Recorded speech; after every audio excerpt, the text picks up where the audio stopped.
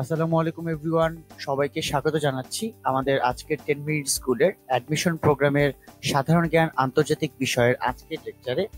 আজকে আমরা আপনাদের সামনে যে সকল টপিক নিয়ে আলোচনা করব সেই সকল টপিক আমরা কিছুক্ষণের মধ্যে আলোকপাত করব। এর আগে বলিনি, আপনাদের সাথে আজকে রয়েছে আমি আকিফ মাসুমি। আমি জাহাঙ্গীরনগর বিশ্ববিদ্যালয় থেকে পড়াশোনা শেষ করেছি। আমরা আজকে আন্তর্জাতিক বিষয়াবলীর বেশ কিছু গুরুত্বপূর্ণ বিষয় নিয়ে আলোচনা করব, যেগুলো বিগত বছরের পরীক্ষাগুলোতে অনেকবার করে এসেছে এবং সেগুলো নিঃসন্দেহে খুবই গুরুত্বপূর্ণ অ্যাডমিশন প্রোগ্রামের জন্য। আমরা কালক্ষেপণ না করে সরাসরি দেখে নেই আজকের লেকচারের যে টপিকগুলো, সেই টপিকগুলোতে কোন কোন বিষয়গুলো থাকছে। আমরা দেখতে পাচ্ছি আজকে যে বিষয়গুলো নিয়ে আমরা আলোচনা করব সেগুলো হচ্ছে বিশ্বের মুদ্রা ব্যবস্থা, বিশ্বের শিল্প কারখানা ও দ্রব্য, বিশ্বের শিক্ষা ব্যবস্থা, বিশ্বের স্বাস্থ্য ও চিকিৎসা এবং বিশ্বের পরিবহন ও যোগাযোগ ব্যবস্থা। এই প্রত্যেকটি বিষয় মোটামুটি আমাদের বিগত বছরের প্রশ্নগুলোতে অন্যান্য ইউনিভার্সিটিতে বেশ কয়েকবার করে চলে এসেছে। আমরা আজকে চেষ্টা করব যতটুকু পারি শর্টকাট ভিত্তিতে অনেকগুলো তথ্য জেনে নেওয়ার। শর্টকাট কথাটি বলার কারণ আমি প্রথমে একটু ব্যাখ্যা করে নিই। সেটি হচ্ছে যে বিশ্বের মুদ্রা ব্যবস্থা যেটি এখানে দেখা যাচ্ছে, আমরা এই যে বিশ্বের মুদ্রা ব্যবস্থা, আমরা অনেকগুলো দেশের মুদ্রা সম্পর্কিত প্রশ্ন বেশিরভাগ সময় আমাদের পরীক্ষায় আসে। সমস্যাটি হচ্ছে আমরা যেই স্টাইলে পড়াশোনা করি সেটি হচ্ছে আমরা প্রথমে একটি দেশের নাম জানি, পরবর্তীতে একটি মুদ্রার নাম জানি, এবং এভাবে যে বিষয়টি হয় যে আমরা অনেকগুলো দেশ ধারাবাহিকভাবে পড়ি এবং তার পাশে মুদ্রাটি পড়ি। এতে অনেক সময় আমাদের মনে থাকে না, অনেক সময় কনফিউশন তৈরি হয়। কিন্তু আমরা যদি স্টাইলটাকে একটু পরিবর্তন করে ফেলি, আমরা যদি এভাবে পড়াশোনা করি যে একটি মুদ্রা কতগুলো দেশকে কভার করেছে, সেইভাবে পড়াশোনা করলে আমরা সহজেই কিন্তু মুদ্রার সাথে দেশের যে কানেকশন সেটি কিন্তু সহজেই বুঝতে পারি। অর্থাৎ আমি একটা উদাহরণ দিই, যেমন আমি যদি কোনো কারণে এভাবে পড়ি যে মার্কিন যুক্তরাষ্ট্রের মুদ্রা হচ্ছে ডলার, কিংবা ব্রিটেনের মুদ্রা হচ্ছে পাউন্ড, কিংবা বাংলাদেশের মুদ্রা হচ্ছে টাকা, এবং আমি আবার পড়লাম জিম্বাবুয়ের মুদ্রা হচ্ছে ডলার। এই যে পড়ার যে স্টাইলটি, আমরা দেখলাম যে ইউএসএ এবং জিম্বাবুয়ে তারা দুটি দেশের মুদ্রাই কিন্তু ডলার, এবং আমরা দুই ভাবে পড়লাম। তো আমরা এটি যদি দুই ভাবে না পড়ি, কোনো কারণে যদি এইভাবে পড়ি যে ডলার নামক যে মুদ্রাটি সেটি কতগুলো দেশ কভার করেছে, তাহলে কিন্তু আমরা ইউএসএ, জিম্বাবুয়ে থেকে শুরু করে অন্যান্য দেশগুলোকে একই কাতারে নিয়ে এসে পড়াশোনাটি করতে পারছি। এটি কিন্তু খুবই গুরুত্বপূর্ণ। আমরা যদি এই স্টাইলে পড়াশোনা করার ট্রাই করি, মুদ্রা ব্যবস্থা বা যে সকল দেশের মুদ্রাগুলো রয়েছে সেগুলো বুঝতে পারা আমাদের জন্য খুবই সহজ। আমাদের আলোচনার টপিকে থাকবে বিশ্বের শিল্প কারখানা এবং দ্রব্য, অর্থাৎ যেই সকল শিল্প কারখানা কেন্দ্রিক বিষয়গুলো রয়েছে সেগুলো এবং শিল্পজাত দ্রব্য রয়েছে সেগুলো নিয়ে আমরা একটু আলোচনা করব। এর পরবর্তীতে রয়েছে বিশ্বের শিক্ষা ব্যবস্থা, অর্থাৎ আমাদের বর্তমান বিশ্বে যে ইউনিভার্সিটি থেকে শুরু করে যে সকল প্রাচীনতম বিশ্ববিদ্যালয় কিংবা শিক্ষা ব্যবস্থার খুঁটিনাটিগুলো রয়েছে সেগুলো নিয়ে আমরা আলোচনা করব। বিশ্বের স্বাস্থ্য ও চিকিৎসা সম্পর্কিত আলোচনা রয়েছে, এটি খুবই গুরুত্বপূর্ণ, কারণ আমরা সবাই জানি যে আমাদের বর্তমান সময় কোভিড-19 খুবই মহামারী আকার ধারণ করেছে, এবং এই সময়টাতে যেহেতু খুব স্বাভাবিকভাবে আমরা সবাই সতর্কতামূলক জীবনযাপন করছি, এবং একই সাথে এটিও খুব গুরুত্বপূর্ণ যে এই স্বাস্থ্য এবং চিকিৎসা কেন্দ্রিক যে প্রশ্ন, এই প্রশ্নটিও কিন্তু আমাদের ভর্তি পরীক্ষার ক্ষেত্রেও খুবই গুরুত্বপূর্ণ আকার ধারণ করবে। অর্থাৎ আমাদের খুবই গুরুত্বপূর্ণ কিছু তথ্য কণিকা যেটি স্পেসিফিক্যালি কোভিড-19 কেন্দ্রিক, সেটিও কিন্তু আমাদের জেনে ফেলতে হবে। আমাদের পরবর্তী জায়গাটা হচ্ছে বিশ্বের পরিবহন ও যোগাযোগ ব্যবস্থা। এটিও আমরা খুব ভালোভাবে জেনে ফেলবো, কারণ বিশ্বের যোগাযোগ ব্যবস্থার ধরনটিও আমাদের জেনে ফেলা দরকার। সুতরাং আমরা সরাসরি আমাদের যে বিস্তারিত লেকচার, সেই বিস্তারিত লেকচারে চলে যাব। প্রথম লেকচারে আমরা যেটি দেখতে পাচ্ছি সেটা হচ্ছে বিশ্বের মুদ্রা ব্যবস্থা। অর্থাৎ আমরা প্রথমেই বলেছি যেটি হচ্ছে আমরা একটি মুদ্রা এবং তার পাশাপাশি ওই মুদ্রাটি যে সকল দেশ কভার করেছে, আমরা সেই সকল দেশগুলোকে নিয়ে আমরা কথা বলবো। আমরা প্রথমে যেটি দেখতে পাচ্ছি সেটা হচ্ছে মার্কিন ডলার। মার্কিন ডলার নিঃসন্দেহে আমরা সবাই জানি যে ইউএসএ একটা সময় অনেক জায়গায় ডমিনেশন করে আধিপত্যবাদ মেনটেন করেছে, যা উপনিবেশবাদ ছিল আর কি। তো সেই সময়টাতে অনেক দেশে মার্কিন ডলার প্রচলন ছিল, এছাড়াও অনেক দেশ মার্কিন ডলার মুদ্রাটি প্রচলন করে, এবং সেই দেশগুলোর নাম আমরা দেখতে পাচ্ছি। সেই দেশগুলোর নাম হচ্ছে মার্শাল দ্বীপপুঞ্জ, মাইক্রোনেশিয়া, পালাউ, ইকুয়েডর, পূর্ব তিমুর, যুক্তরাষ্ট্র স্বয়ং এবং এল সালভাদর। এই দেশগুলো মার্কিন ডলার ব্যবহার করে, এবং আমাদের যে কনফিউশনটি ক্রিয়েট হয় অনেক সময় সেটা হচ্ছে মার্কিন ডলার এবং ডলারের মধ্যে দুটি কিন্তু আলাদা মুদ্রা, এটা খুবই গুরুত্বপূর্ণ। এবং আমি যে প্রথমে যে কথাটি বলেছিলাম জাম্বিয়া বা জিম্বাবুয়ে কেন্দ্রিক, এখানে জিম্বাবুয়ে দেখা যাচ্ছে যারা কিনা ডলার নামক মুদ্রাটি তাদের দেশে প্রচলন করে, সেই জিম্বাবুয়ের কিন্তু আলাদা এক ধরনের ডলার রয়েছে, যেটাকে আমরা জিম্বাবুইয়ান ডলার বলি। এবং এই সংক্রান্ত পরিচিতি কিন্তু একটু আলাদা, এটি আমাদের একটু মনোযোগ দিয়ে মনে রাখতে হবে। অর্থাৎ মার্কিন ডলার এবং ডলার দুটির মধ্যে পার্থক্য রয়েছে। তো আমরা এটি দেখে নেই যে ডলার নামক যে মুদ্রাটি রয়েছে সেটি কোন কোন দেশ সাধারণত তাদের দেশে প্রচলন ঘটায়। আমরা দেখতে পাচ্ছি ব্রুনাই রয়েছে, Singapore, Liberia, Namibia, New Zealand, Bahamas, Barbados, Belize, Canada, Jamaica, Fiji, Solomon দ্বীপপুঞ্জ, সুরিনাম, গায়ানা এবং জিম্বাবুয়ে। এই দেশগুলো তারা সাধারণত ডলার নামক যে মুদ্রাটি সেটি ফলো করে থাকে।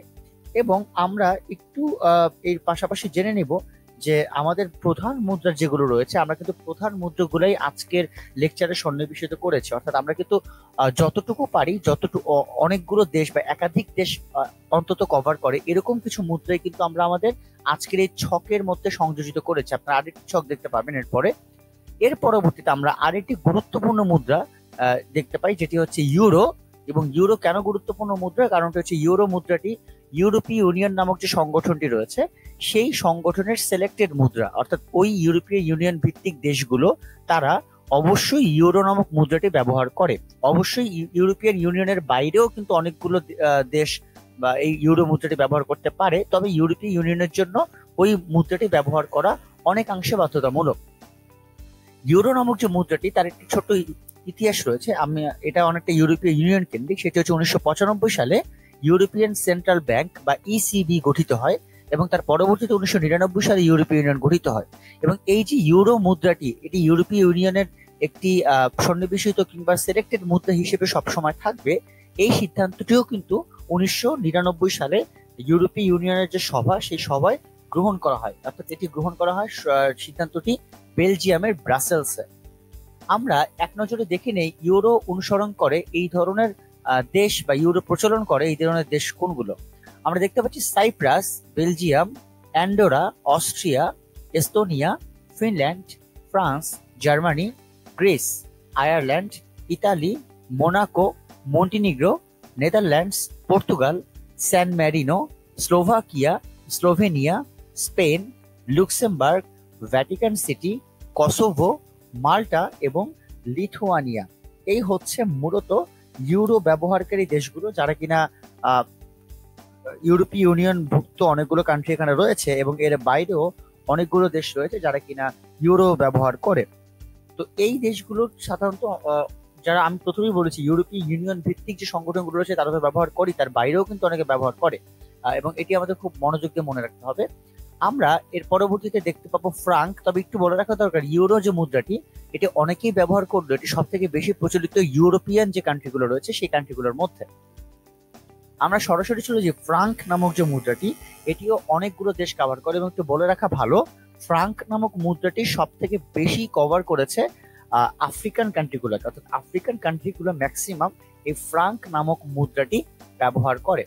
আমরা যদি দেখতে পাই সেখানে অনেকগুলো দেশ রয়েছে, যার মধ্যে Benin, Liechtenstein, Switzerland, Burkina Faso, Burundi, Cameroon, মধ্য আফ্রিকান প্রজাতন্ত্র, সাত, Congo, Djibouti, Gabon, Guinea, Guinea Bissau, Ivory Coast, Mali, Niger, Rwanda, Senegal, Swaziland এবং টোগো। অনেকেই গিনি এবং গিনি বিসাউকে দুটি একই দেশের অবস্থান মনে করে থাকেন। অনেকে মনে করে গিনি এবং তার রাজধানী খুব সম্ভবত গিনি বিসাউ, কিন্তু বিষয়টি আসলে তা নয়। গিনি এবং গিনি বিসাউ আলাদা দুটি রাষ্ট্র এবং এই দুটি রাষ্ট্রের মধ্যে একই মুদ্রা প্রচলিত, যেটি হচ্ছে ফ্রাঙ্ক। আমরা এরপর দেখে নেব রিয়াল নামক মুদ্রাটি। আমরা অনেকেই ধারণা করিনি রিয়াল নামক মুদ্রাটি শুধুমাত্রই কিন্তু কি বলে এটাকে মুসলিম দেশের বিশ্বের যে দেশগুলো রয়েছে তাদের ক্ষেত্রে প্রচলিত, কিন্তু বিষয়টা আসলে ভুল। একই সাথে আমাদের এটিও জেনে ফেলতে হবে রিয়াল নামক যে মুদ্রাটি সেটি কিন্তু অমুসলিম দেশের ক্ষেত্রে প্রযোজ্য। আপনারা কম্বোডিয়া এবং ব্রাজিলকে দেখে এটি বুঝে নিতে পারছেন। একটু বলে রাখা দরকার, ফ্রাঙ্ক কিন্তু অনেক দেশ যারা কিনা ম্যাক্সিমাম ক্ষেত্রে আমরা জানি যে আফ্রিকান কান্ট্রিগুলো যেটি একটু বললাম তারাও কিন্তু ব্যবহার করে, যার মধ্যে আমি দুটি দেশের নাম এখনো বলিনি ফ্রাঙ্কের। একটা হচ্ছে কমোরোস নামক একটা দেশ রয়েছে এবং এছাড়াও রয়েছে কঙ্গো, কিন্তু দুই রকমের, একটি হচ্ছে গণপ্রজাতান্ত্রিক কঙ্গো এবং আরেকটি হচ্ছে কঙ্গো প্রজাতন্ত্র। সে দুই ধরনের দেশে আসলে ফ্রাঙ্ক ব্যবহার করে। এবং আরেকটি নাম হচ্ছে গিনি মধ্যে নিরক্ষীয় গিনি অর্থাৎ গিনি নামক যে নামটি রয়েছে, এই যে তিনটি রাষ্ট্র রয়েছে, একটা হচ্ছে গিনি, একটা হচ্ছে গিনি বিসাউ এবং আরেকটা হচ্ছে নিরক্ষীয় গিনি। এই তিন ধরনের রাষ্ট্রই তারা সাধারণত ফ্রাঙ্ক মুদ্রাটি ব্যবহার করে। আমরা দেখতে পাচ্ছি সুইজারল্যান্ড বাদে কিংবা অন্যান্য দেশ, সুইজারল্যান্ড ছাড়াই আসলে অনেকগুলো দেশ, তারা আফ্রিকান কান্ট্রি, তারা ফ্রাঙ্ক মুদ্রাটি ব্যবহার করে। আমরা রিয়াল মুদ্রাটি দেখছিলাম, সেটা হচ্ছে রিয়াল যে নামক যে মুদ্রাটি, সেটি কোন কোন দেশ ব্যবহার করে। আমরা দেখতে পাচ্ছি maximum Muslim country, Iran, Oman, Cambodia, Qatar, Saudi Arab, Yemen এবং ব্রাজিল, এরা হচ্ছে রিয়াল নামক মুদ্রাটি ব্যবহার করে।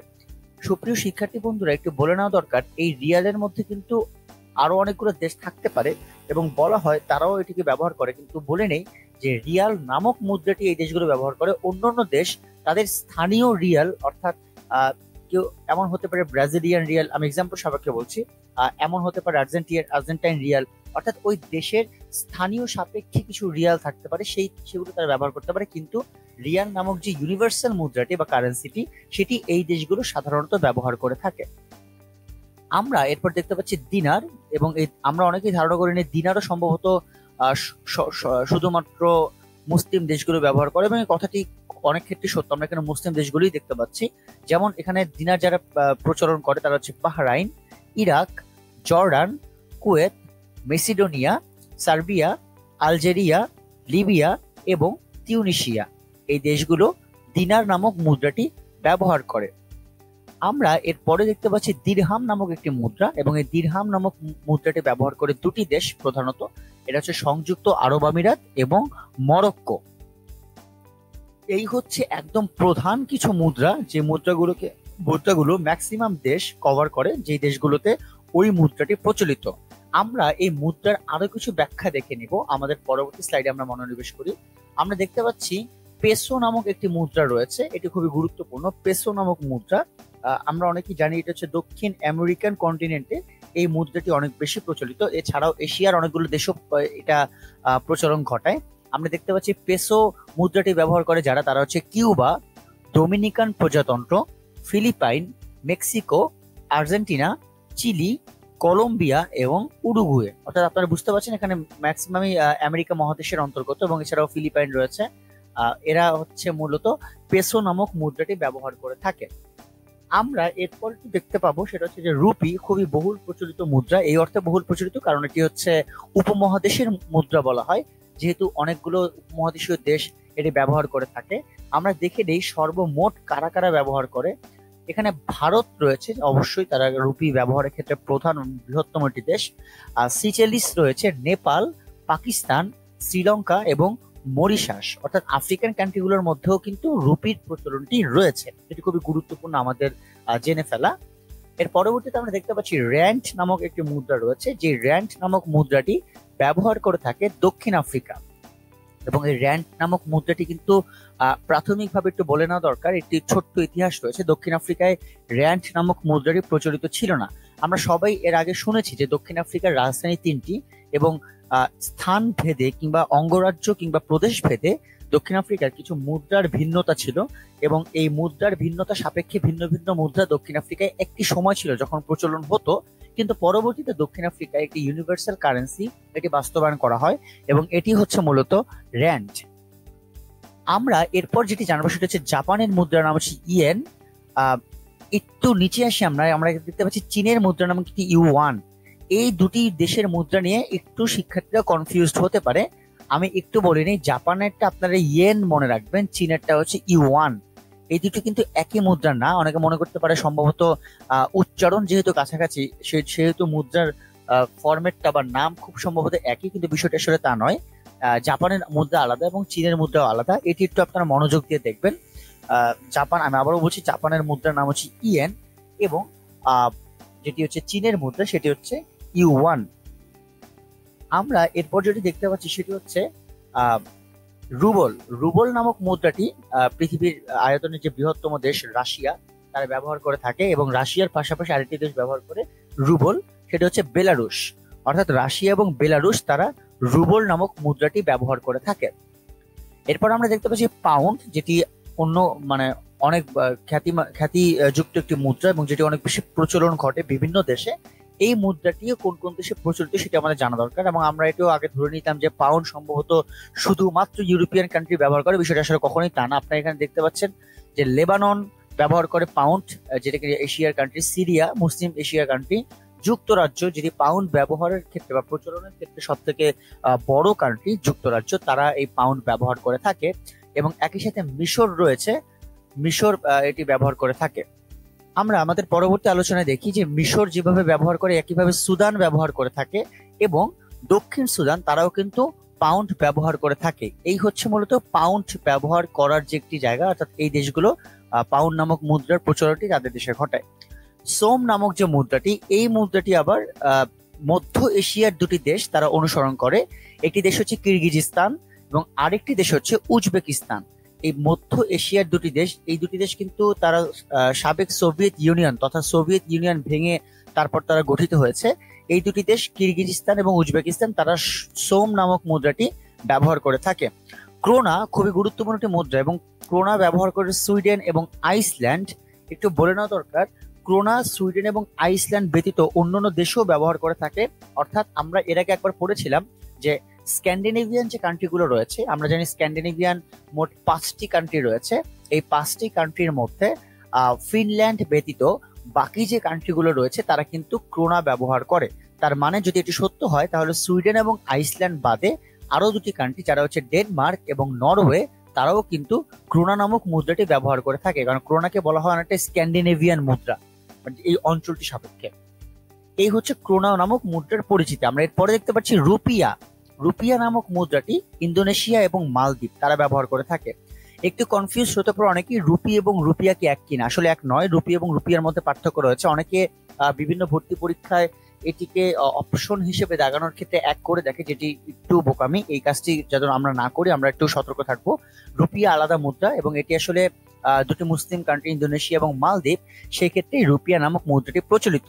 এবং সর্বশেষ আমরা যে বিষয়টি পড়ছি সেটা হচ্ছে ইউয়ান, যেটি হচ্ছে চীনের মুদ্রা। এবং এটি খুবই গুরুত্বপূর্ণ যে চীন এই মুদ্রাটি ব্যবহার করে, এবং সেই ইউয়ানের সাথে যে নামটি সাদৃশ্যপূর্ণ আমি প্রথমেই বলেছি জাপানের ইয়েন, এটিও আমরা খেয়াল রাখবো যাতে এটি আমাদের দুটি অর্থের সাথে না মিলে যায়। সুপ্রিয় শিক্ষার্থী বন্ধুরা, এই ছিল মূলত আমাদের বিশ্বের মুদ্রা ব্যবস্থা কেন্দ্রিক আলোচনা। আমরা এই স্টাইলটি যদি ফলো করি যে আমরা একটি মুদ্রা কতগুলো দেশকে কভার করে, সেই সাপেক্ষে আমরা পড়াশোনাটি করব, আপনি খেয়াল করতে পারবেন মাত্র দুটি ছকের মাধ্যমে কিন্তু আমি সারা বিশ্বের ম্যাক্সিমাম দেশগুলোকে তাদের মুদ্রার মাধ্যমে কভার করতে পেরেছি। ঠিক একইভাবে তোমরা যদি বাসায় বসে একটু প্র্যাকটিস করো যে এই রকম ছক করে পড়ার, কিংবা এই ছকগুলোকেই বা এই ছকটিকেই অনুসরণ করা, তাহলে কিন্তু খুব সংক্ষেপে একটি মুদ্রার মাধ্যমে অনেকগুলো দেশকে কভার করা সম্ভব। এটি খুব গুরুত্বপূর্ণ। আমরা আশা করি এই বিষয়টা আমরা মনোযোগ দিয়ে জানবো। আমরা এর পরবর্তীতে যেই আলোচনার দিকে ধাবিত হব সেটি হচ্ছে বিশ্বের শিল্প কারখানা এবং শিল্পজাত দ্রব্য। আমরা এখানে অনেকগুলো ছবি দেখতে পাচ্ছি, আমরা এই ছবিগুলো নিয়ে একটু আলোচনা করব। আমরা প্রথমে যে ছবিটি দেখতে পাচ্ছি সেটি খুবই প্রাচীন একটি শিল্প কারখানা, এর নাম হচ্ছে হুগলি প্রিন্টিং প্রেস।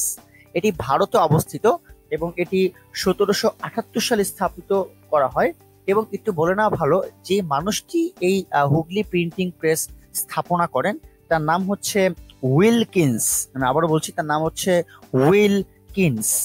তিনি 1778 সালে এটি প্রতিষ্ঠা করেন, এবং এটি এই কারণে বিখ্যাত কারণ এটি হচ্ছে বাংলার প্রথম মুদ্রণ যন্ত্র হিসেবে বিখ্যাত। এটি হচ্ছে হুগলি প্রিন্টিং প্রেস। আমরা এরপর দেখতে পাচ্ছি যুক্তরাজ্যের ড্যান্ডি পাট কারখানা নামক একটি পাট কারখানা আমরা দেখতে পাচ্ছি, এবং এই পাট কারখানাটি ইউরোপের প্রধান দুটি শিল্প কেন্দ্র রয়েছে তার মধ্যে একটি। অর্থাৎ এই পাট কারখানাটি অনেক আগে প্রতিষ্ঠিত হয় ব্রিটেনে, এবং এটি ইউরোপের প্রধান অর্থাৎ সব থেকে বড় যে শিল্প কেন্দ্র, শিল্প কারখানা, তার মধ্যে এটি বৃহত্তম দুটির মধ্যে অন্যতম, ড্যান্ডি পাট কারখানা। আমরা জেনেভা ওয়াচ দেখতে পাচ্ছি সুইজারল্যান্ডের, এবং আমরা সবাই জানি যে পৃথিবীর বিখ্যাত শহর হচ্ছে সুইজারল্যান্ডের জেনেভা শহর। এই অর্থে বিখ্যাত কারণ তারা ঘড়ি শিল্পের জন্য। এবং আপনি যে ঘড়িটির পর্দায় দেখতে পাচ্ছেন এটি কিন্তু জেনেভা ওয়াচ, অর্থাৎ এটি কিন্তু একটি ঘড়ির মডেল। এবং জেনেভা ওয়াচ নামক যে ঘড়িটি সেটিও কিন্তু খুবই শৌখিন এবং একটি ঘড়ি, এবং একই সাথে এটিও কিন্তু ঘড়ি শিল্পের ক্ষেত্রে সুইজারল্যান্ডের জেনেভা দ্বারাই কিন্তু বা জেনেভা শহর থেকে কিন্তু উৎপাদিত হওয়া। এটি হচ্ছে মূলত জেনেভা ওয়াচের পরিচিতি সুইজারল্যান্ডের জেনেভা ওয়াচ, এবং আমরা এটা জেনে নিলাম যে সুইজারল্যান্ডের এই জেনেভা ওয়াচ বা জেনেভা শহরটি ঘড়ি শিল্পের জন্য বিখ্যাত। সুপ্রিয় শিক্ষার্থী বন্ধুরা, আমি কিছুক্ষণ আগেই বললাম যে ইউরোপের প্রধান এবং বৃহত্তম দুটি শিল্প কেন্দ্রের মধ্যে একটি হচ্ছে ড্যান্ডি পাট কারখানা, যেটি যুক্তরাজ্যের, এবং অন্য একটি সেটি হচ্ছে তুরিন পাট কারখানা, যেটি কিনা ইতালিতে অবস্থিত। এটি খুবই গুরুত্বপূর্ণ। আমরা দেখতে পাচ্ছি ছবিতে তুরিন পাট কারখানার যে চিত্র, এবং এর মধ্যে সব থেকে আগে যেটি স্থাপন করা হয় সেটি হচ্ছে ড্যান্ডি পাট কারখানা যুক্তরাজ্যের। এটি তুরিন পাট কারখানার পূর্বে এটি স্থাপন করা হয়, এবং ইতালির যে তুরিন পাট কারখানা এটা এর পরবর্তীতে স্থাপন করা হয়। আমরা চিত্রে এই ছবিটি দেখতে পাচ্ছি কিভাবে পাট যুক্ত বা পাটজাত দ্রব্যগুলোকে কিভাবে প্রক্রিয়াজাতকরণ করা হয়। এটি হচ্ছে তুরিন পাট কারখানা, ইতালি। আমরা এর পরবর্তীতে যেটি দেখতে পাচ্ছি সেটি হচ্ছে কানাডার নিউজ প্রিন্ট কারখানা। এটি খুবই গুরুত্বপূর্ণ, কারণ আমরা সবাই জানি এবং এটি আমাদের জেনে নেওয়া দরকার, নিউজ প্রিন্ট যে কাগজ আমরা ব্যবহার করি সেই নিউজ প্রিন্ট উৎপাদনে বিশ্বে শীর্ষে যে দেশটি রয়েছে তার নাম হচ্ছে কানাডা। অর্থাৎ খুব স্বাভাবিকভাবেই এই নিউজ প্রিন্ট উৎপাদনের ক্ষেত্রে কানাডার যে অবস্থান সেটি যেহেতু 1 নম্বর, খুব স্বাভাবিকভাবে কানাডা দেশের মধ্যে অনেকগুলো কারখানা থাকবে বা অনেকগুলো শিল্প কেন্দ্র থাকবে যেগুলো নিউজ প্রিন্ট কেন্দ্রিক, বা এই শিল্পটাকে অনেক বেশি ছড়িয়ে দেবে। আপনারা পর্দায় দেখতে পাচ্ছেন বা চিত্রে দেখতে পাচ্ছেন যে এই যে বিভিন্ন কাগজের প্রসেসিং যেভাবে করা হয়, খুব স্বাভাবিকভাবে এখানে অনেকগুলো প্রাকৃতিক কাঁচামাল ব্যবহার করা হয়, যেখানে কিনা বাঁশ কিংবা ছন, কাঠ ইত্যাদি ব্যবহার করা হয়, এবং তার ভিত্তিতে এখানে কাগজ তৈরি করা হয়। এবং এই কাগজই কিন্তু সারা বিশ্বে আমরা সাপ্লাই দেওয়া হয় নিউজ প্রিন্টের, এবং এই নিউজ প্রিন্টই বেসিক্যালি উৎপাদনের ক্ষেত্রে কানাডা শীর্ষ অবস্থানে রয়েছেন। বিশ্বের শিল্প কারখানার মধ্যে আমরা এতগুলো ইনফরমেশন জানলাম, সবে কিন্তু প্রাচীন কিংবা হচ্ছে যে মৌলিক তথ্য সেই বেসিসে। একটি সমসাময়িক তথ্য আমরা জেনে নেই, সেটা হচ্ছে বিশ্বের সবচেয়ে বড় ডিজেল ইঞ্জিন কিন্তু জাপানে, এবং এই ডিজেল ইঞ্জিনটি এটি অলরেডি প্রচলিত করা হয়েছে এবং এটি তৈরি করা হয়েছে খুবই সম্প্রতি 2019 সালের দিকে। এবং এই ডিজেল ইঞ্জিনটি অলরেডি এটি দ্বারা বিভিন্ন ধরনের কর্মকাণ্ড পরিচালনা করা হয়, এবং এটি তৈরি করেছে জাপানের হোক্কাইডো নামক একটি কোম্পানি রয়েছে যারা কিনা এই ডিজেল ইঞ্জিনটি তৈরি করেছে, এবং এটি এখন পর্যন্ত তার ওজন সাপেক্ষে, তার ভার সাপেক্ষে এটি বিশ্বের সবচেয়ে বড় ডিজেল ইঞ্জিন। এই হচ্ছে মূলত বিশ্বের শিল্প কারখানা কেন্দ্রিক আলোচনা। আমরা দেখতে পেলাম যে এখানে হুগলি শিল্পজাত বিভিন্ন যে কোম্পানিগুলো রয়েছে, হুগলি প্রিন্টিং প্রেসের কথা রয়েছে, 1778 সালে যেটি ভারতে স্থাপিত হয়েছে, যুক্তরাজ্যের ড্যান্ডি পাট কারখানা রয়েছে, সুইজারল্যান্ডের জেনেভা ওয়াচ আমরা দেখতে পেলাম, এবং এর পাশাপাশি ইতালির তুরিন পাট কারখানা রয়েছে এই পাটকলটি, একই সাথে কানাডার নিউজ প্রিন্ট কারখানা রয়েছে, এবং সর্বশেষ যেটি আমরা সমসাময়িক তথ্য হিসেবে দেখলাম সেটি হচ্ছে জাপানের বিশ্বের সবচেয়ে বড় ডিজেল ইঞ্জিন, যেটি অলরেডি 2019 সালে উদ্ভূত হয়েছে এবং এটি বর্তমানে প্রচলিত রয়েছে জাপানে। এই হলো মূলত বিশ্বের শিল্প কারখানা কেন্দ্রিক আলোচনা। আমরা আমাদের পরবর্তী যে লেকচার সেখানে আমরা মুভ অন করি। আমাদের পরবর্তী স্লাইডটি হচ্ছে বিশ্বের শিক্ষা ব্যবস্থা। খুবই গুরুত্বপূর্ণ একটি তথ্যযুক্ত অবস্থান আমরা পাবো, এবং এটি আমরা একটু মনোযোগ দিয়ে দেখার চেষ্টা করব। সেটি হচ্ছে বিশ্বের প্রাচীনতম এবং প্রথম বিশ্ববিদ্যালয় হচ্ছে নালন্দা বিশ্ববিদ্যালয়। আমরা কিন্তু নালন্দা বিশ্ববিদ্যালয়কে দেখতে পাচ্ছি, এই হচ্ছে নালন্দা বিশ্ববিদ্যালয়, এবং বলা হয় নালন্দা বিশ্ববিদ্যালয় হচ্ছে এমন একটি বিশ্ববিদ্যালয় যেখানে কিনা অতীতের দার্শনিকরা যেভাবে করে বিভিন্ন শিক্ষা দর্শন প্রয়োগ করতেন। আমি একটু ব্যাখ্যা করি বিষয়টা। তার মানে হচ্ছে অতীতের বিভিন্ন দার্শনিক যেমন অ্যারিস্টটল, প্লেটো, এই মানুষগুলো তারা শিক্ষা দর্শন বলতে যেটা বোঝাতেন সেটি হচ্ছে যে আমরা কোনো বদ্ধ জায়গায় বসে শিক্ষা আহরণ করব না, আমরা খোলা জায়গায় বসে স্কুল ওয়াইজ, অর্থাৎ স্কুল বলতে এখানে গ্রুপ বোঝানো হয়েছে, এক একটা গ্রুপের মধ্যে করে আমরা বিভিন্নভাবে শিক্ষা আহরণ করার চেষ্টা করব। সেই সাপেক্ষে ওই আঙ্গিকে কিন্তু এই বিশ্ববিদ্যালয়ের প্রতিষ্ঠা করা হয়, এবং এটি হচ্ছে বিশ্বের প্রাচীনতম এবং প্রথম বিশ্ববিদ্যালয়। এটি এতটাই প্রাচীনতম, এটি বলা হয় যে এটি পাল আমলের নিদর্শন, অর্থাৎ এটি পাল আমল থাকা অবস্থায় এই বিশ্ববিদ্যালয়টি নির্মাণ করা হয়, এবং এটিকে বৌদ্ধ ভারতের অক্সফোর্ড নামে খ্যাত করা হয়, অর্থাৎ এটি বলা হয় বৌদ্ধ ভারতের অক্সফোর্ড। এবং আমরা একটু জেনে নিব সেটা হচ্ছে যে আমাদের যে অমর্ত্য সেন, ডক্টর অমর্ত্য সেন, যিনি কিনা আমাদের দ্বিতীয় বাঙালি যিনি কিনা নোবেল পুরস্কার পেয়েছেন, এই দ্বিতীয় বাঙালি হিসেবে নোবেল পুরস্কার প্রাপ্ত ডক্টর অমর্ত্য সেন তিনি নালন্দা বিশ্ববিদ্যালয়ের কিন্তু উপাচার্য, এবং এই মানুষটি এই 1998 সালের পর, অর্থাৎ নোবেল পুরস্কার প্রাপ্তির পরবর্তীতেই কিন্তু তিনি এই বিশ্ববিদ্যালয়ের উপাচার্য হিসেবে নির্ধারিত হন। আমরা এর পরবর্তী যেটি দেখতে পাচ্ছি সেটা হচ্ছে কলকাতা বিশ্ববিদ্যালয়। আমরা কলকাতা বিশ্ববিদ্যালয়ের একটি ছবি এখানে দেখতে পাচ্ছি। এবং একটু জেনে নেওয়া দরকার, আমরা এখানে লিখে রেখেছি যে কলকাতা বিশ্ববিদ্যালয়টি প্রতিষ্ঠা হয় 1857 সালের 24শে জানুয়ারি। এই সালটি মনে রাখা খুবই গুরুত্বপূর্ণ। সুপ্রিয় শিক্ষার্থী বন্ধুরা, আপনারা একটু নোট করে নেবেন যে কলকাতা বিশ্ববিদ্যালয়ের যে প্রতিষ্ঠা তারিখটি সেটি হচ্ছে 1857 সালের 24শে জানুয়ারি। এটি কলকাতা বিশ্ববিদ্যালয়ের প্রতিষ্ঠা তারিখ।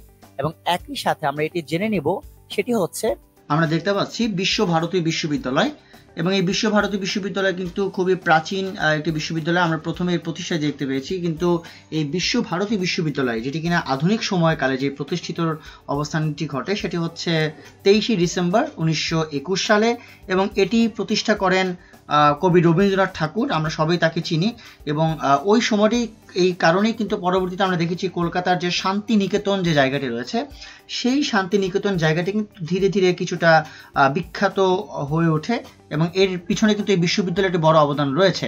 তো সেই সাপেক্ষে আমরা দেখলাম বিশ্বভারতী বিশ্ববিদ্যালয় এটি প্রতিষ্ঠিত হয় 23শে ডিসেম্বর 1921 সালে। এর পরবর্তীতে আমরা আরেকটি ঐতিহ্যবাহী প্রতিষ্ঠানের দিকে আমরা মনোযোগ দেবো, সেটা হচ্ছে এই যে ছবিটি আপনারা দেখতে পাচ্ছেন, এটা হচ্ছে কলকাতা আলিয়া মাদ্রাসা। এটা কিন্তু খুবই গুরুত্বপূর্ণ একটি ছবি, কারণ এটি হচ্ছে আমাদের যে কলকাতা ভিত্তিক বা আমাদের যে উপমহাদেশ ভিত্তিক যে শিক্ষা ব্যবস্থা তার মধ্যে অনেকটাই প্রাচীন। এবং এই কলকাতা আলিয়া মাদ্রাসা এটি প্রতিষ্ঠিত হয়, আপনারা দেখতে পাচ্ছেন 1780 সালে, অর্থাৎ এটি বেশ পূর্বে প্রতিষ্ঠিত হয় কলকাতা আলিয়া মাদ্রাসা। এবং আমরা এর পাশাপাশি একটি মৌলিক তথ্য কণিকা জেনে নিই, সেটি হচ্ছে আলিয়া শব্দের অর্থ উচ্চশিক্ষা প্রতিষ্ঠান। এটি আমরা একটু জেনে নিলাম যে আলিয়া শব্দের অর্থ হচ্ছে উচ্চশিক্ষা প্রতিষ্ঠান। এবং এছাড়াও অনেক সময় এই ধরনের প্রশ্ন আসতে পারে, আমাদের বিভিন্ন মাদ্রাসা শিক্ষা ব্যবস্থা কেন্দ্রিক বেশ কিছু টার্ম রয়েছে, যেমনটা কলকাতা আলিয়া মাদ্রাসার সাথে রিলেটেড। যেমন আমরা এসএসসি পাস করাকে দাখিল বলে, দাখিল শব্দের অর্থ হচ্ছে পরিপূর্ণ, এটি আমরা জেনে নিলাম। এছাড়াও আলিম নামে একটি বিষয় রয়েছে, আলিম যেটা কিনা এইচএসসি সমমানের। আলিম শব্দের অর্থ হচ্ছে জ্ঞানী। ফাজিল নামে একটি টার্ম রয়েছে যার অর্থ হচ্ছে সম্মানিত, এবং কামিল নামে একটি টার্ম রয়েছে যার শব্দের অর্থ হচ্ছে পরিপূর্ণ। অর্থাৎ আমরা চারটি শব্দের অর্থ কিন্তু জেনে নিলাম। একই সাথে আলিয়া শব্দের অর্থ জানার পাশাপাশি আমি একটু রিপিট করি, আলিয়া শব্দের অর্থ হচ্ছে উচ্চশিক্ষা প্রতিষ্ঠান, দাখিল শব্দের অর্থ হচ্ছে পরিপূর্ণ, আলিম শব্দের অর্থ হচ্ছে জ্ঞানী, ফাজিল শব্দের অর্থ হচ্ছে সম্মানিত, এবং কামিল শব্দের অর্থ হচ্ছে পরিপূর্ণ। এইটি হচ্ছে মূলত মৌলিক কিছু তথ্য কণিকা। এর বাইরে আমরা জেনে নিলাম যে কলকাতা আলিয়া মাদ্রাসা এটি 1780 সালে প্রতিষ্ঠিত হয়। আমরা আরো কিছু শিক্ষা ব্যবস্থা কেন্দ্রিক নিদর্শনগুলো দেখব। আমরা আমাদের পরবর্তী যে আলোচনা, সেই আলোচনা আমরা মুভ করি। আমরা দেখতে পাচ্ছি যে এখানে আরো দুটি বৃহৎ বিশ্ববিদ্যালয়ের কথা এখানে বলা হচ্ছে, খুবই গুরুত্বপূর্ণ। এটি একটি হচ্ছে অক্সফোর্ড বিশ্ববিদ্যালয় এবং আরেকটি হচ্ছে হার্ভার্ড বিশ্ববিদ্যালয়। এটিকে বলা হয় পৃথিবীর শিক্ষা ব্যবস্থার দুটি বিশাল স্তম্ভ। এটি হচ্ছে একটি অক্সফোর্ড এবং আরেকটি হচ্ছে হার্ভার্ড।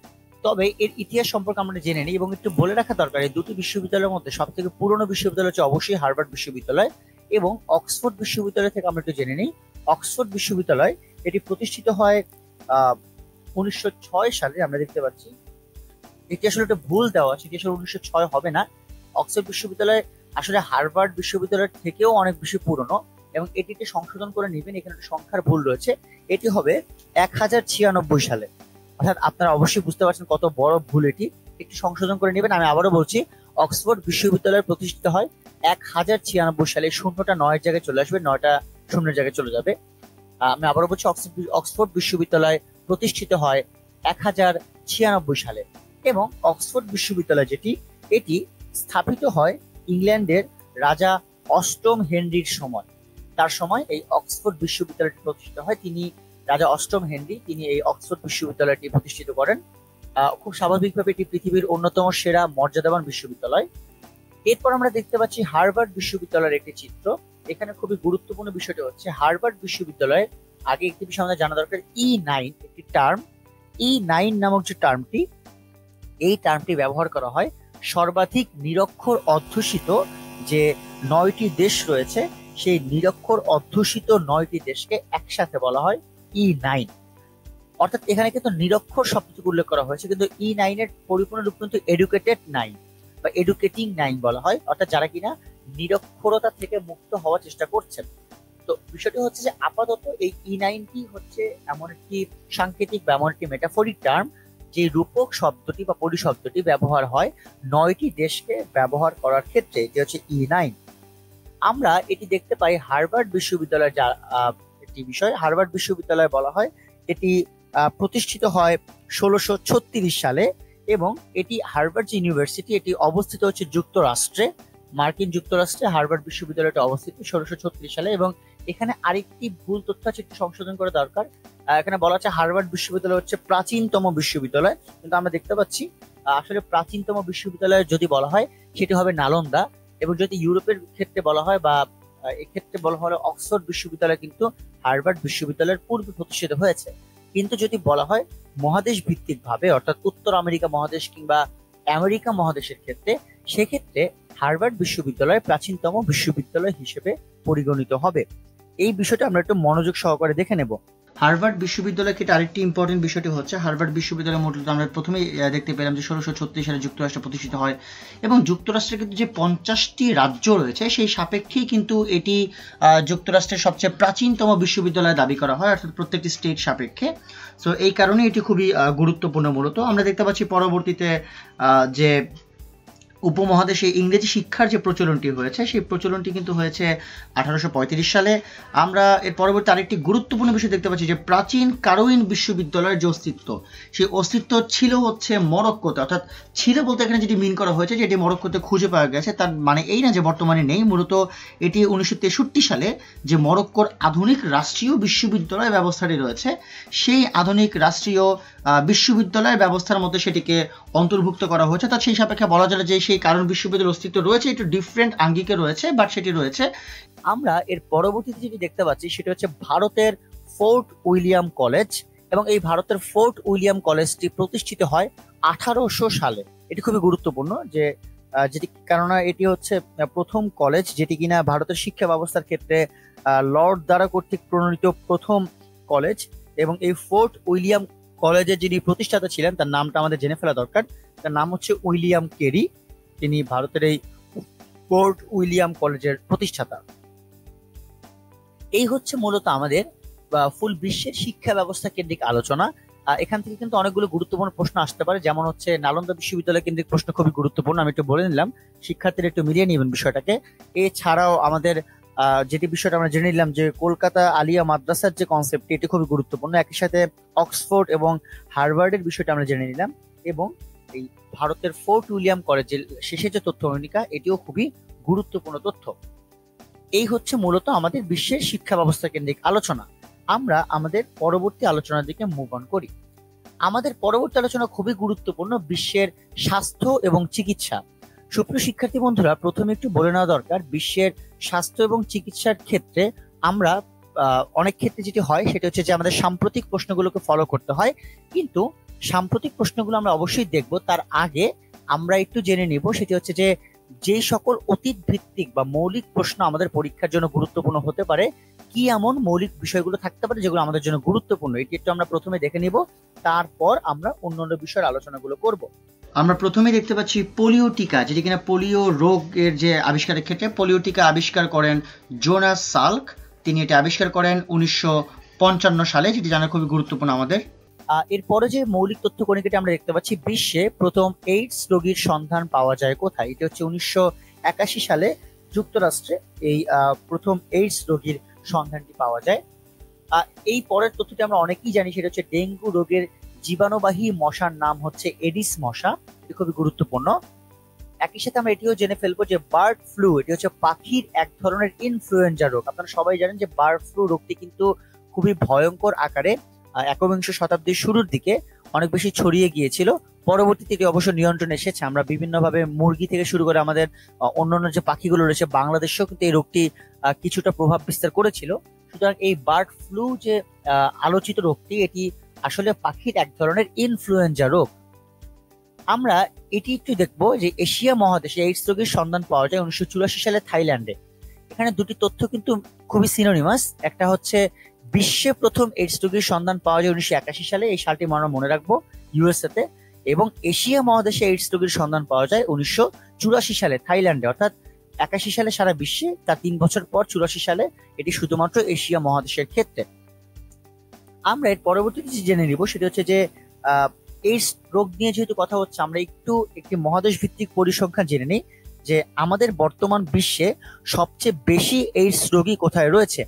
আমরা যদি এটিকে মহাদেশ ভিত্তিক একটি পর্যালোচনা দাঁড় করি, তাহলে আমরা জানতে পারবো যে সবচেয়ে বেশি এইডস রোগী রয়েছে আফ্রিকা মহাদেশে। এটি খুবই গুরুত্বপূর্ণ আমাদের জানা যে আফ্রিকা মহাদেশে সবচেয়ে বেশি এইডস রোগী রয়েছে। এবং এই প্রশ্নটাকে যদি আমরা আরো বেশি স্পেসিফিক করি, অর্থাৎ কোন দেশে সবচেয়ে বেশি এইডস রোগী রয়েছে, তাহলে সেই উত্তরটি হবে দক্ষিণ আফ্রিকায়। এবং আমরা সবাই জানি দক্ষিণ আফ্রিকা আফ্রিকা মহাদেশের একটি দেশ। আমি আবারও বলছি, এইডস রোগীর সন্ধান বা এইডস রোগীর রয়েছে সবচেয়ে বেশি আফ্রিকা মহাদেশে এবং দেশ হিসেবে সবচেয়ে বেশি রয়েছে দক্ষিণ আফ্রিকায়। আমরা যেটি দেখতে পাচ্ছি এখন সেটি হচ্ছে যে বিশ্ব স্বাস্থ্য সংস্থার তথ্য মতে আমরা একটি চিকিৎসা তথ্য টাইপের পরিমাপ সম্পর্কে আমরা জানবো।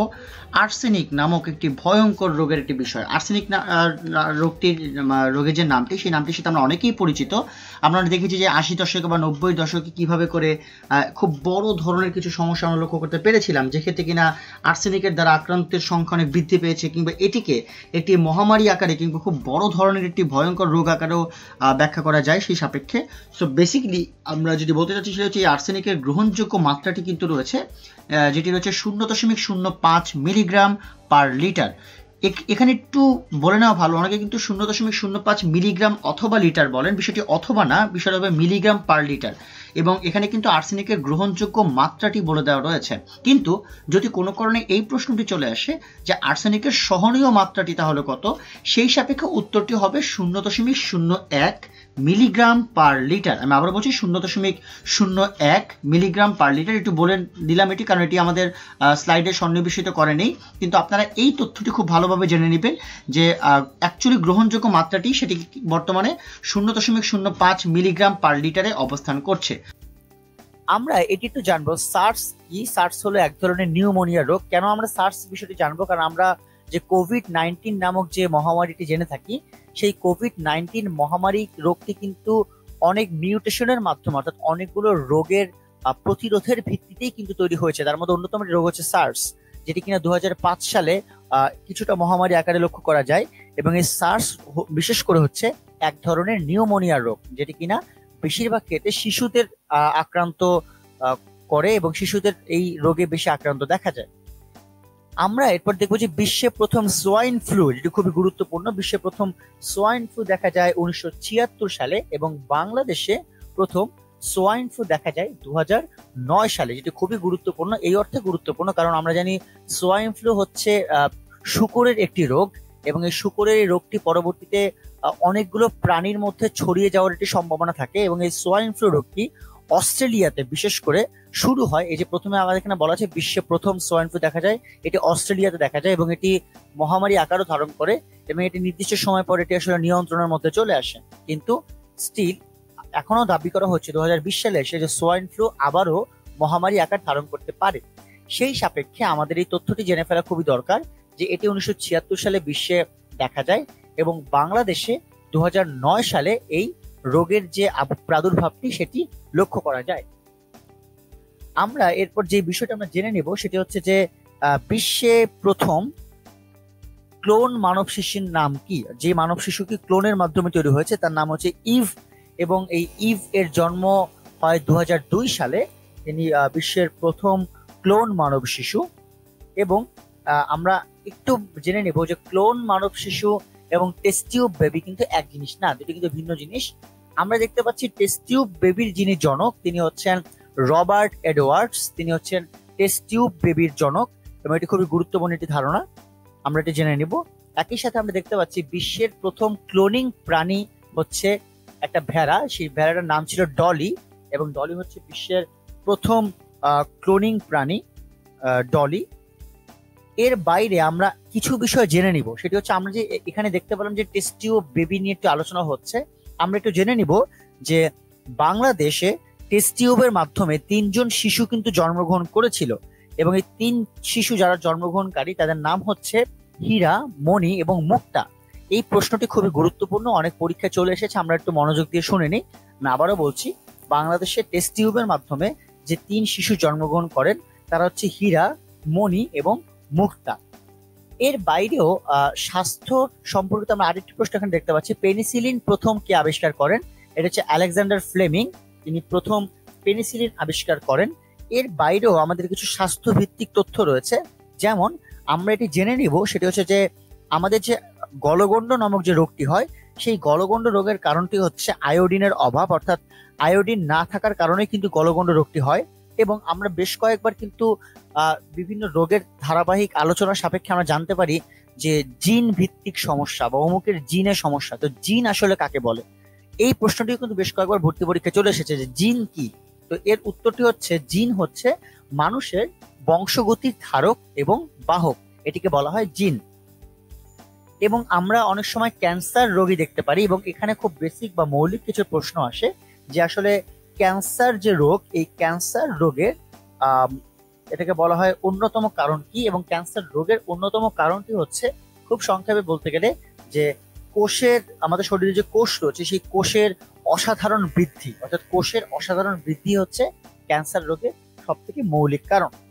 এছাড়াও আমাদের আরো কিছু মৌলিক প্রশ্ন, যেমন ডায়াবেটিস রোগের কারণ কি। ডায়াবেটিস রোগের কারণ হচ্ছে রক্তে ইনসুলিনের যে অভাব, সেটি হচ্ছে ডায়াবেটিস রোগের একেবারে মৌলিক কারণ।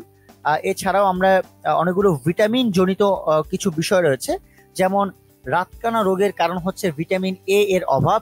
এই ধরনের প্রশ্ন কিন্তু বিভিন্ন জাহাঙ্গীরনগর বিশ্ববিদ্যালয়, রাজশাহী বিশ্ববিদ্যালয় কিংবা চট্টগ্রাম বিশ্ববিদ্যালয় কিন্তু বেশ কয়েকবার চলে এসেছে যে ভিটামিন সংক্রান্ত অভাবে কি কোন কোন রোগ হয়। যেমন আমরা জেনে নিলাম ভিটামিন এ এর অভাবে রাতকানা রোগটি হয়। আবার ভিটামিন সি এর অভাবে স্কারভি নামক একটি রোগ রয়েছে যেটি হয় ভিটামিন সি এর অভাবে, স্কারভি। এবং ভিটামিন বি এর অভাবে বেরিবেরি রোগ হয়। বেরিবেরি রোগের কারণ হচ্ছে ভিটামিন বি এর অভাব। আমরা আমাদের এই তথ্য কণিকার সর্বশেষ তথ্য কিন্তু দেখতে পেরেছি একজন আবিষ্কারকের নাম উল্লেখ করা হয়েছে। আমরা এইরকম আরেকটি আবিষ্কারকের নাম বা আরেকটা আবিষ্কারের নাম আমরা জানবো, সেটি হচ্ছে জলাতঙ্ক রোগের যে প্রতিষেধক, এটি খুবই গুরুত্বপূর্ণ। এই জলাতঙ্ক রোগের প্রতিষেধক সর্বপ্রথম যিনি আবিষ্কার করেন তার নাম হচ্ছে লুই পাস্তুর। এটি খুবই গুরুত্বপূর্ণ জানায়, আমি আবারও বলছি, জলাতঙ্ক রোগের প্রতিষেধক আবিষ্কার করেন লুই পাস্তুর। আমরা এই আবিষ্কার যে রয়েছে এটি আমরা মনে রাখার চেষ্টা করবো। আরো অনেকগুলো আবিষ্কার রয়েছে, আমি খুব মৌলিকভাবে যেগুলো গুরুত্বপূর্ণ সেই আবিষ্কারগুলো তুলে ধরার চেষ্টা করলাম। এর বাদেও আমরা এই যে বিশ্বের স্বাস্থ্য চিকিৎসা কেন্দ্রিক প্রশ্নগুলো রয়েছে, এই প্রশ্নগুলোর মৌলিক তথ্যগুলো আমরা জেনে ফেলবো। যেমন এই যে রোগগুলো আমাদের আপকামিং, আমরা একটু পর কোভিড-19 নিয়ে আমরা পরবর্তী স্লাইডে কথা বলবো, তার আগে বলে নেই যে আসলে যে রোগগুলো আসলে খুব বেশি আপকামিং, এই রোগগুলোর অতীত যে অনুসন্ধানটি রয়েছে সেই অতীত অনুসন্ধানটিও কিন্তু আমাদের শেষ করে ফেলতে হবে। আমরা এখন পরবর্তী স্লাইডে মুভ করবো, যেটা আমাদের খুবই গুরুত্বপূর্ণ, সেটা হচ্ছে করোনা ভাইরাস সংক্রান্ত তথ্য কণিকা। এটি এতটাই গুরুত্বপূর্ণ কারণ আমরা সবাই জানি যে করোনা ভাইরাস সংক্রান্ত যে সমস্যাগুলো রয়েছে এটি কিন্তু সারা বিশ্বে খুব বড় আকারে ছড়িয়ে গিয়েছে। এবং এই করোনা ভাইরাস সংক্রান্ত সমস্যাটা আমরা দেখতে পাচ্ছি যে বেশ কিছু ক্ষেত্রে ম্যাক্সিমাম দেশে খুবই বড় একটি মহামারী, যেখানে অনেকগুলো মৃতের সংখ্যা আমরা পাচ্ছি। তো এই বিষয়গুলো নিয়ে আসলে ভর্তি পরীক্ষা খুবই গুরুত্বপূর্ণ, এবং সেই গুরুত্বপূর্ণ তথ্যগুলো আমরা এখন জেনে ফেলবো। করোনা ভাইরাস সর্বপ্রথম আবিষ্কৃত হয়েছিল 1964 সালে, যেটা আমরা এখানে দেখতে পেলাম। অনেকেই তথ্যটি ভুল জানেন, অনেকে মনে করেন এটি সম্ভবত অনেকগুলো রোগের মিউটেশন বা অনেকগুলো রোগের মিক্সচারের মাধ্যমে তৈরি হয়েছে, এবং অনেকে এর কারণে মনে করেন সেটি সম্ভবত একবিংশ শতাব্দীর শুরুর দিকে, কিন্তু বিষয়টা আসলে তা নয়। বরঞ্চ করোনা ভাইরাস সর্বপ্রথম আবিষ্কৃত হয়েছিল 1960 সালে। করোনা এই শব্দটি হচ্ছে ল্যাটিন, এর অর্থ হচ্ছে পুষ্পমাল্য। আমরা সবাই জানি যে এক একটা রোগ ভিত্তিক যে টার্ম রয়েছে তার এক এক ধরনের অর্থ থাকতে পারে বা এক এক ধরনের মিনিং থাকতে পারে, সেটি ভিন্ন। কিন্তু এই বিষয়টি আমাদের জেনে ফেলতে হবে যে করোনা শব্দটি ল্যাটিন এবং এর অর্থ হচ্ছে পুষ্পমাল্য। পুষ্পমাল্য মানে হচ্ছে ফুলের মালা, যেটিকে বলা হয়।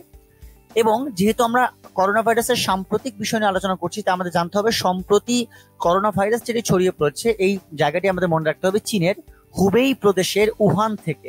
আমরা সবাই উহান নামটির সাথে পরিচিত, যে উহান থেকে চীনের এই করোনা ভাইরাস ছড়িয়েছে, কিন্তু এটিও জানতে হবে হুবেই প্রদেশের উহান থেকে। অর্থাৎ আমরা একটু বিস্তারিত জেনে নিলাম। এটি হচ্ছে করোনা ভাইরাস ছড়িয়ে পড়ার যে মাধ্যম সেটি। করোনা ভাইরাসের নাম যেটিকে বলা হয় কোভিড-19, যেটা আমরা সবাই কম বেশি জানি, যেটা হচ্ছে নোভেল করোনা ভাইরাস নামে পরিচিত।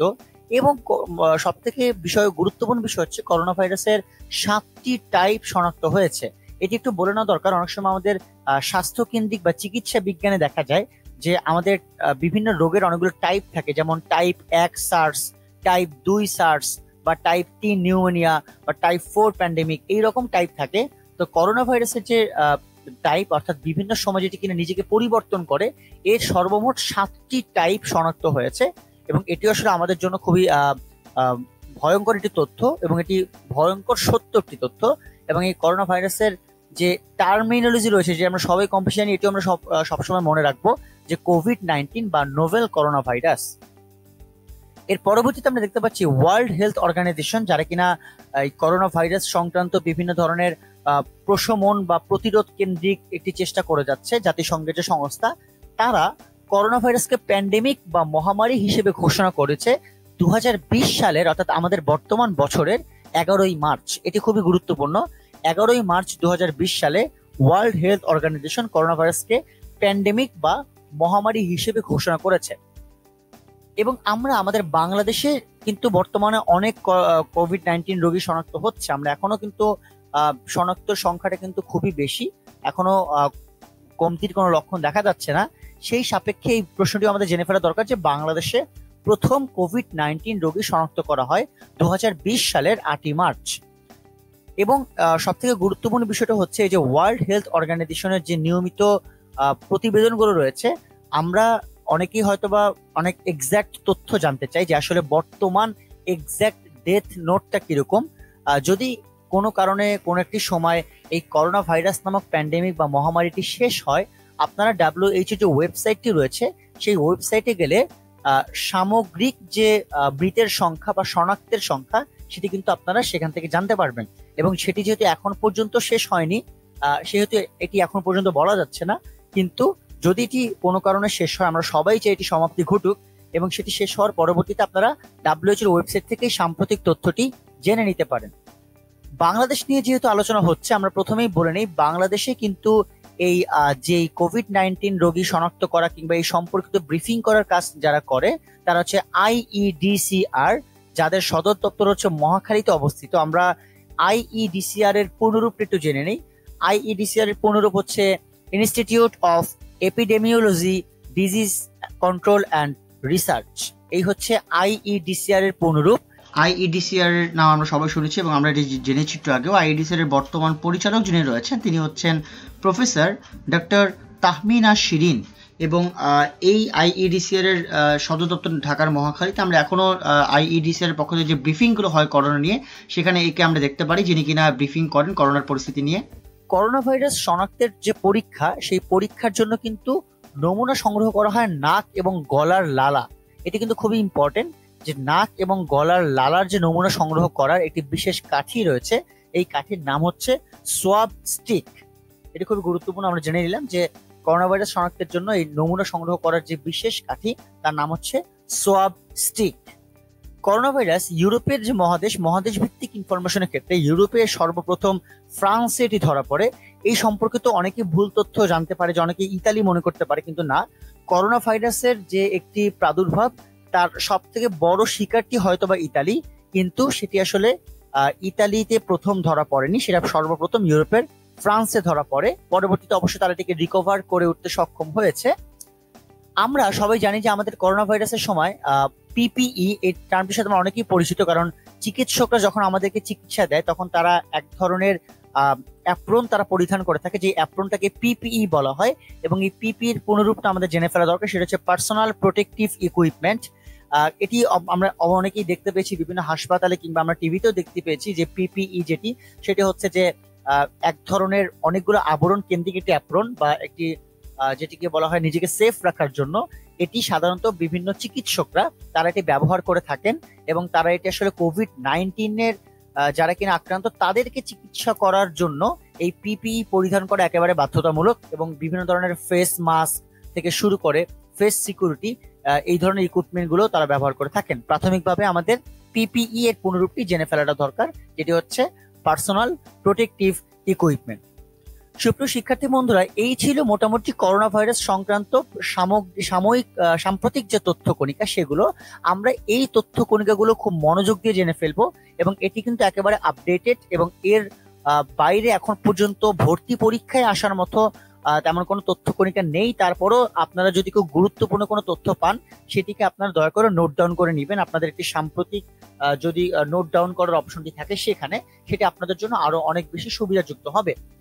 আমরা আমাদের পরবর্তী যে লেকচারটি রয়েছে সেখানে আমরা মনোনিবেশ করি। আমাদের পরবর্তী লেকচার হচ্ছে বিশ্বের পরিবহন ব্যবস্থা। খুবই গুরুত্বপূর্ণ একটি লেকচার, বিশ্বের পরিবহন ব্যবস্থা, কেননা বিশ্বের যোগাযোগ ব্যবস্থার ক্ষেত্রে পরিবহন ব্যবস্থার অনেক গুরুত্ব রয়েছে। আমরা প্রথম যে ছবিটি দেখতে পাচ্ছি সেটি কিন্তু রাশিয়ার সাইবেরিয়া অঞ্চল অর্থাৎ ট্রান্স সাইবেরিয়ান রেলওয়ে। এটি কিন্তু খুবই গুরুত্বপূর্ণ একটি প্রশ্ন। কারণটি হচ্ছে যে এটি হচ্ছে বিশ্বের বৃহত্তম রেলপথ হিসেবে দাবি করা হয় ট্রান্স সাইবেরিয়ান রেলওয়ে, যেটি কিনা রাশিয়াতে অবস্থিত। এটি খুবই গুরুত্বপূর্ণ এবং এই রেল কেন্দ্রিক আলোচনা যেহেতু হচ্ছে, আমরা একটু জেনে ফেলি বিশ্বে সর্বপ্রথম পাতাল রেল বলতে যেটি বোঝানো হয় সেটা হচ্ছে মাটির নিচে অর্থাৎ ভূগর্ভস্থ রেল। এই পাতাল রেল বিশ্বের প্রথম চালু করা হয় ইংল্যান্ডে বা ব্রিটেনে। এটি আমরা জেনে নিলাম যে বিশ্বের প্রথম পাতাল রেল চালু করা হয় ইংল্যান্ডে, এবং ট্রান্স সাইবেরিয়ান রেলওয়ে হচ্ছে বিশ্বের বৃহত্তম রেলপথ। এরপর আমরা খুব সুন্দর একটি বিমানবন্দর দেখতে পাচ্ছি, যেটি হচ্ছে ইস্তানবুল বিমানবন্দর, এবং এটি অবশ্যই নাম শুনে বুঝতে পারছেন এটি তুরস্কে অবস্থিত। আপনারা চিত্রে একটি রাতের সুন্দর একটি চিত্র দেখতে পাচ্ছেন বিমানবন্দরে, এবং এটি কিন্তু খুবই গুরুত্বপূর্ণ সাপেক্ষে। সো যেটি আমাদের জানা দরকার যে এই ইস্তানবুল বিমানবন্দরটি আয়তনের সর্ববৃহৎ বিমানবন্দর হতে পারে, এটি এখনো দাবি করা হয়েছে তুরস্কের পক্ষ থেকে, কিন্তু এটি এখনো পর্যন্ত পুরোপুরি চালু হয়নি, এবং এটি তুরস্কের দাবি যে পৃথিবীর বৃহত্তম বিমানবন্দর হবে। এবং আপনাদের জেনে রাখা দরকার যে বর্তমানে আয়তনে বৃহত্তম বিমানবন্দরটি হচ্ছে king Fahad international airport Dammam, যেটি কিনা সৌদি আরবে অবস্থিত, যার আয়তন হচ্ছে 776 বর্গ কিলোমিটার। আপনারা দেখতে পাচ্ছেন পরে বাংদা বিমানবন্দর। কেন বাংদা বিমানবন্দর খুব বিখ্যাত? কারণ এটি পূর্বে উচ্চতম বিমানবন্দর ছিল, বর্তমানে সবচেয়ে উচ্চতম এয়ারপোর্ট হচ্ছে ডাউচেং ইয়াদিং এয়ারপোর্ট, যেটি কিনা চীনে অবস্থিত 4411 মিটার। এবং বলা চলে যে বাংদা বিমানবন্দর এই কারণেও বিখ্যাত হতে পারে কারণ এটি রানওয়ে হচ্ছে বিশ্বের সবচেয়ে লম্বা রানওয়ে, সেই সাপেক্ষে এটি সবচেয়ে গুরুত্বপূর্ণ। এবং এটি আমরা জেনে গেলাম যে যদিও এটি উচ্চতম বিমানবন্দর বর্তমানে নেই, কিন্তু এর রানওয়েটি যেটি রয়েছে সেটি হচ্ছে বর্তমানে সবচেয়ে লম্বা রানওয়ে, এই সাপেক্ষে এটি গুরুত্বপূর্ণ। আমরা ইংলিশ চ্যানেল দেখতে পাচ্ছি, যেটি খুবই গুরুত্বপূর্ণ ইংলিশ চ্যানেল। এবং ইংলিশ চ্যানেল এটি যুক্ত করেছে কাকে কাকে, এটি আমাদের একটু জেনে ফেলা দরকার।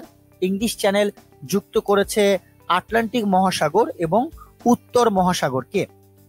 এটি খুবই গুরুত্বপূর্ণ। আপনারা এই যে চ্যানেলটি দেখতে পাচ্ছেন, অর্থাৎ বিষয়টি অনেকটা এরকম, এইখানে একটি সাগর রয়েছে, আপনারা একটু ছবির দিকে মনোযোগ দেন তাহলে বুঝতে পারবেন।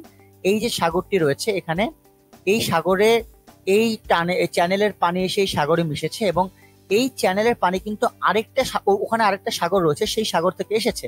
তার মানে এই যে চ্যানেলের পানিটি বা এই চ্যানেলটি, এটি এই সাগরকে এবং এই সাগরকে, এই দুটি সাগরকে যুক্ত করেছে। এবং এই দুটি সাগরের নাম হচ্ছে একটি আটলান্টিক মহাসাগর এবং অন্যটি উত্তর মহাসাগর। এবং আমাদের একটু জেনে ফেলা দরকার সেটা হচ্ছে এই যে চ্যানেল ভিত্তিক যে দৈর্ঘ্যটি রয়েছে ইংলিশ চ্যানেলের, সেই দৈর্ঘ্যটি কত? সেই দৈর্ঘ্য হচ্ছে 560 কিলোমিটার। এটি খুবই গুরুত্বপূর্ণ। এবং আমরা কিন্তু একবার জেনেছিলাম যে ইংলিশ চ্যানেল অতিক্রমকারী প্রথম বাঙালির নাম হচ্ছে ব্রজেন দাস। তিনি কিনা এই 560 কিলোমিটার যে চ্যানেলটি সেটি তিনি সাঁতরে পাড়ি দেন ইংলিশ চ্যানেলটি। এটি খুবই গুরুত্বপূর্ণ একটি তথ্য। সাঁতার কেন্দ্রিক যে খেলাধুলা ভিত্তিক তথ্য রয়েছে সেখানে আমরা আলোচনা করেছিলাম বাংলাদেশ লেকচারে। এটিও খুবই গুরুত্বপূর্ণ যে ইংলিশ চ্যানেল এটি হচ্ছে 560 কিলোমিটার এর দৈর্ঘ্য। আমরা এরপর আরেকটি ছবি দেখতে পাচ্ছি, সেটা হচ্ছে গোথার্ড বেস টানেল। এটি কিন্তু খুবই গুরুত্বপূর্ণ। কেন? কারণ হচ্ছে এটি বিশ্বের দীর্ঘতম রেল টানেল কিংবা সুড়ঙ্গের নাম। এটি হচ্ছে গোথার্ড বেস টানেল। আপনারা দেখতে পাচ্ছেন গোথার্ড বেস টানেল, যেটি কিনা খুব সুড়ঙ্গ পথের দৃষ্টিকোণ থেকে খুব গুরুত্বপূর্ণ একটি নিদর্শন, এবং এটি মূলত সুইজারল্যান্ডে অবস্থিত এই গোথার্ড বেস টানেলটি, যেটি আমাদের জানার জন্য খুব গুরুত্বপূর্ণ।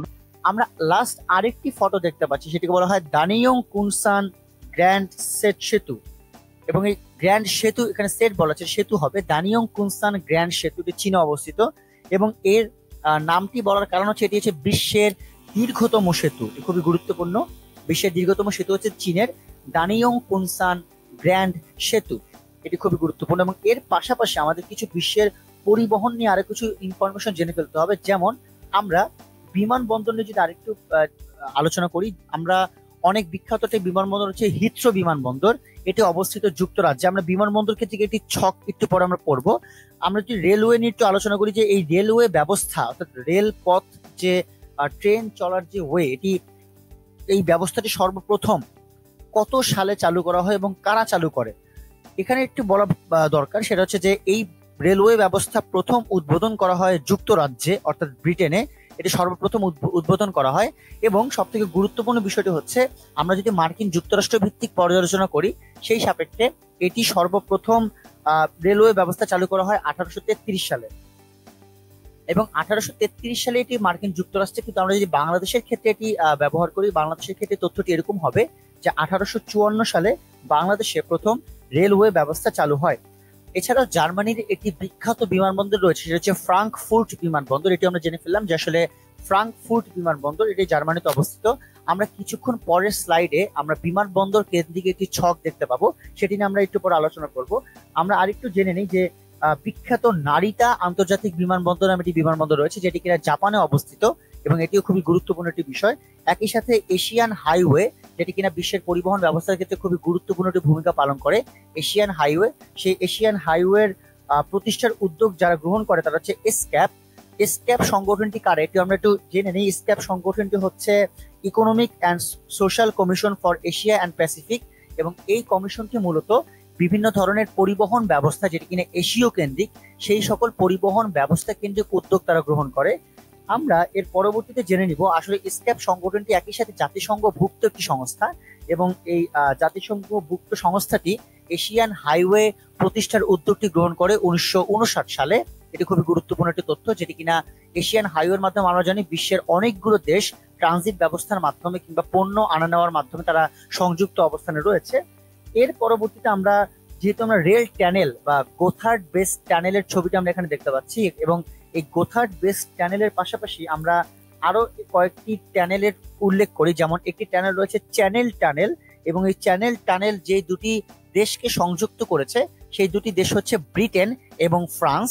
এই দুটি দেশকে চ্যানেল টানেল সংযুক্ত করেছে। এবং আরেকটি টানেল রয়েছে যার নাম হচ্ছে ইউরোপ টানেল, এবং এই ইউরোপ টানেল নামক যে টানেলটি রয়েছে, অর্থাৎ টানেল শব্দের মানেই হচ্ছে সুড়ঙ্গের মধ্য থেকে রেলপথ চালু হওয়া কিংবা পাতাল রেলপথের যে ধারণা, সেটি হচ্ছে টানেল।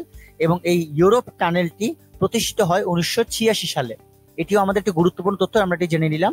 সুপ্রিয় শিক্ষার্থী বন্ধুরা, যেই বিষয়গুলো আমাদের ইমেজে উল্লেখ রয়েছে, এর বাইরে যে তথ্যগুলো আমরা আলোচনা করছি সেগুলো একটু আপনারা নোট ডাউন করে নেবেন।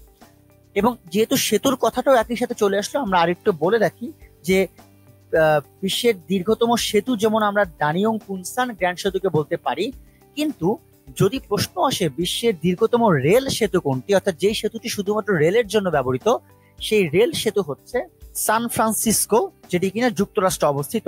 অর্থাৎ আমরা এই কনফিউশনটি একটু মুক্ত রাখবো যে একটি হচ্ছে বিশ্বের সেতু দীর্ঘতম, যেটি কিনা দানিয়ং কুনসান গ্র্যান্ড সেতু, কিন্তু যদি প্রশ্ন করা হয় বিশ্বের দীর্ঘতম রেল সেতু, সেটি হচ্ছে যুক্তরাষ্ট্রের সান ফ্রান্সিসকো।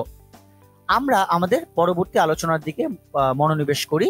পরবর্তী আলোচনা আমি যেটি বলছিলাম যে আমরা একটি বিমান সংস্থার ছক আপনাদেরকে দেখাবো। আমরা বিভিন্ন দেশের বিমান সংস্থার একটি ছক আমরা দেখতে পাচ্ছি, আমরা সেগুলো নিয়ে একটু আলোচনা করব। যেমন আমরা বাংলাদেশের যে বিমান সংস্থাটি রয়েছে তার থেকে আমরা বলি বিমান বাংলাদেশ এয়ারলাইন্স লিমিটেড, এটি খুবই গুরুত্বপূর্ণ। ইন্দোনেশিয়ার বিমান সংস্থাটি খুবই গুরুত্বপূর্ণ, এটি অনেকবার প্রশ্ন এসেছে যে ইন্দোনেশিয়ার বিমান সংস্থার নাম কি, এটি হচ্ছে গারুদা বিমান সংস্থা।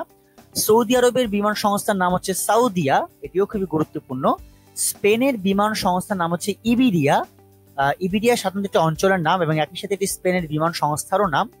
নেদারল্যান্ডসের বিমান সংস্থার নাম হচ্ছে আমরা দেখতে পাচ্ছি রয়্যাল ডাচ এয়ারলাইন্স, এটিও খুবই গুরুত্বপূর্ণ। জার্মানির বিমান সংস্থার নাম হচ্ছে লুফথানসা, এটি জার্মানির আঞ্চলিক এটি জার্মান নাম, এটি হচ্ছে জার্মানির বিমান সংস্থার নামও বটে। গ্রিসের বিমান সংস্থার নাম হচ্ছে অলিম্পিক এয়ারওয়েজ, এটা হচ্ছে গ্রিসের বিমান সংস্থা। ডেনমার্কের বিমান সংস্থার নাম হচ্ছে স্ক্যান্ডিনেভিয়ান এয়ারলাইন্স সিস্টেম, এটি আমরা একটু জেনে ফেলবো। এবং শুধুমাত্র ডেনমার্কের নয়, স্ক্যান্ডিনেভিয়ান অঞ্চলের বাকি যে দেশগুলো সুইডেন কিংবা হচ্ছে আইসল্যান্ড বা নরওয়ে কিংবা ফিনল্যান্ড, তাদের ক্ষেত্রেও কিন্তু একই এয়ারলাইন সিস্টেম পরিচালিত। সুইজারল্যান্ডের বিমান সংস্থার নাম হচ্ছে সুইস এয়ার, এটি খুবই গুরুত্বপূর্ণ। এবং ফিনল্যান্ডের অন্য আরেকটি বিমান সংস্থা রয়েছে স্ক্যান্ডিনেভিয়ানের বাইরে, সেটার নাম হচ্ছে ফিন এয়ার, এটিও খুবই গুরুত্বপূর্ণ। রাশিয়ার বিমান সংস্থার নাম হচ্ছে অ্যারোফ্লোট, এটিও আমরা জেনে নিলাম। এবং সর্বশেষ যেটি খুবই গুরুত্বপূর্ণ, মার্কিন যুক্তরাষ্ট্রের বিমান সংস্থার নাম হচ্ছে ট্রান্স ওয়ার্ল্ড এয়ারলাইন্স, এটিও খুবই গুরুত্বপূর্ণ একটি বিমান সংস্থা। এই ছিল মোটামুটি বিশ্বের বিভিন্ন দেশের বিমান সংস্থার যে ছকটি, সেই ছক নিয়ে আমরা আলোচনা করলাম। আমরা আমাদের পরবর্তী আলোচনার দিকে মনোনিবেশ করি, যেটা হচ্ছে বিশ্বের ডাক ব্যবস্থা। আপনারা এখানে অনেকগুলো ডাক টিকেটের ছবি দেখতে পাচ্ছেন, আমরা এটি নিয়ে একটু আলোচনা করি। একটু বর্ণনা রয়েছে এখানে যে সর্বপ্রথম ডাক ব্যবস্থার প্রচলন হয় মিশরে, এবং এটি কিনা 1500 খ্রিস্টপূর্বাব্দে। এবং একটু জেনে ফেলা দরকার যে বিশ্বের প্রথম ডাক টিকিটের নাম হচ্ছে পেনি ব্ল্যাক। আপনাদের কাছে এই যে ব্ল্যাক ডাক টিকিটে দেখতে পাচ্ছেন, এটি হচ্ছে পেনি ব্ল্যাক। এই ডাক টিকিটের কথাই আসলে বলা হচ্ছে এখানে, এটি হচ্ছে পেনি ব্ল্যাক। এবং এখানে বলা হচ্ছে পেনি ব্ল্যাক ডাক টিকিট প্রকাশিত হয় 1 মে 1840 সালে।